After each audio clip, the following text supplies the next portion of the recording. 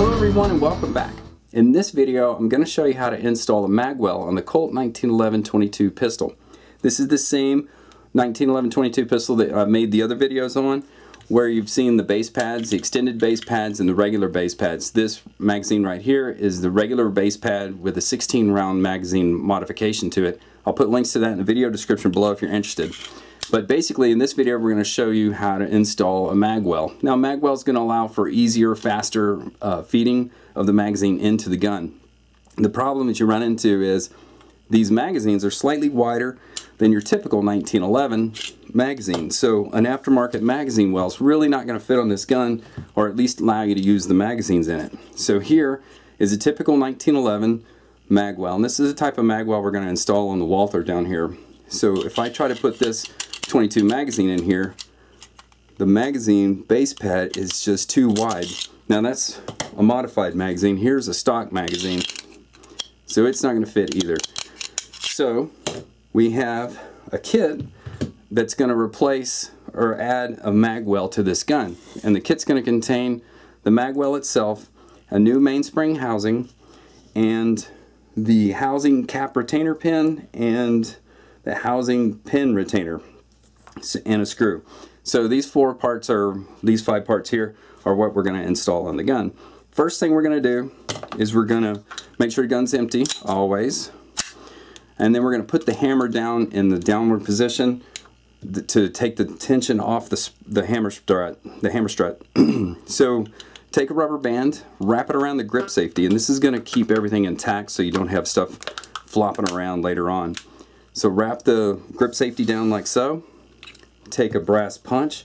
If you don't have a kit, any brass punches, I'll put a link in the video description where you can get some to kind of get you started. You can pick a kit or parts or whatever you need, just to kind of get your own parts in line down the road if you wanted to start doing more work like this. Anyways, we're going to knock that little pin out, and I'm going to do this with no special tools other than the hammer and the brass punches. Here's our little retainer pin. Now at this point we can take our mainspring housing out, and this is the one that comes with the gun. It's flat, not checkered or anything like that. So if you want to replace this, you can do this. Put something else in here. The one we're going to put in tonight is going to be a checkered one, and I like the checkered a whole lot more, but we're going to take the internal parts out of the mainspring housing here. So we're going to do that. This one's a little different than most 1911 parts. If you can look right here, it's got a roll pin on the side. We're going to have to knock that out. And when we do, this little ball right here, this detent, is going to come flying out because it's under pressure right now.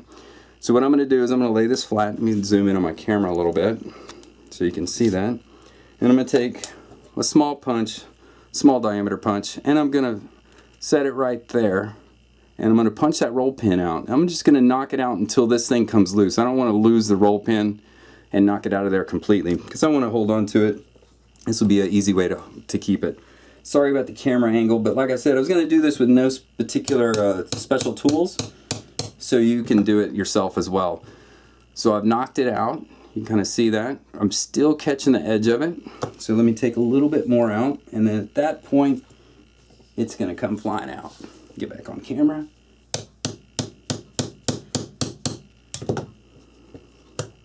Alright, so I've knocked that roll pin loose, or out of the way, and now our spring's going to come out. We're going to take that out, so we're going to need that particular part there. And then inside is the mainspring housing pin retainer. We're not going to use this part in this particular case, so we're going to set this aside. So we're going to take these things right here and just put those aside. What we're going to do is we're going to take our new mainspring housing and the pin retainer at the bottom here, and we're going to drop that in, pointy side in, if you will. And then we're going to take our spring, just like it is, and we're going to slide that in. And you'll notice it's not going to go in without pressure. I mean, we have to compress that. That's the difficult part with no special tools. Let me pop that out real quick and show you. Once we get that spring depressed in there, back out just a little bit, we're going to take this little retainer pin, the cap retainer pin, and we're going to slip it in on the flat side of the mainspring housing, just like so. It's going to go in, and you're going to see it's going to retain it itself. So we're going to have to get that nice and flush right there. Like I said, the kit's going to come with that. So we're going to push that back out. So we'll take our pin retainer, we'll drop it back in, take our spring, get that compressed, and like I said, this is the hard part. What I'm going to do is I'm going to take my pin, I'm going to set it there, but I'm going to hold it with my finger off to the side, kind of bend it. Let's see if I can do that. Just like that. So it's not poked all the way through, so because we want to depress that. So I'm going to put it on the table like so, and I'm going to press that down as far as it can go, and then I'm going to press that pin down. So there we go. So I've compressed it, and I've pushed the pin through. Make sure it's all the way in, all the way. Make sure it's nice and flat, because it's going to slide into the gun. So there is our mainspring housing. Let me back out the camera. Then we're going to slide this back into the gun. Now the hammer strut is right there.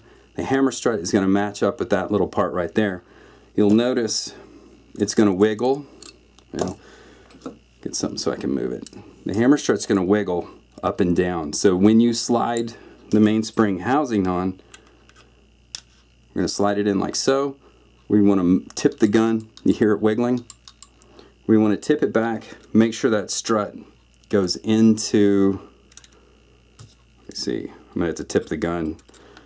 We want to make sure that strut goes into that little divot in the top of the mainspring housing.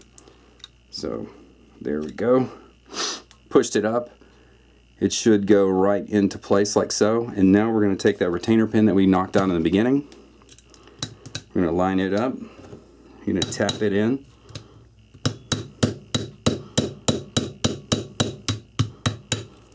So now we're there. Now we can take our rubber band off. Let me back out a little bit more on the camera.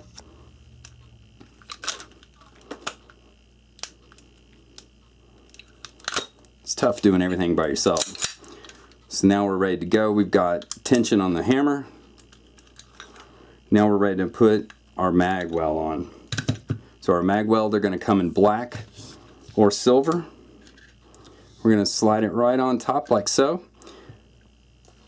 It's going to have a little bit of wiggle left and right, but once we torque it down, it's going to be just fine. Oops, I forgot to get my wrench out. Alright, so I got my wrench now. We're going to line that up. I'm going to use my fat wrench here. And once we get this torqued down, it should not move. So now we can take our magazine, drop it in, and now it fits. So here we have the magwell, and it really helps with feeding magazines for speed reloads. And like I said, it comes in different colors. I'll put links to where you can get all this in the video description below. It also works with the factory base pads as well. This is a factory base pad right here.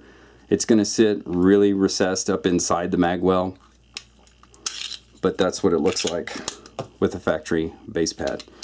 And like I mentioned, these are the high capacity ones right here. Well, anyways, thanks for watching, and please don't forget to subscribe, like, and share the video.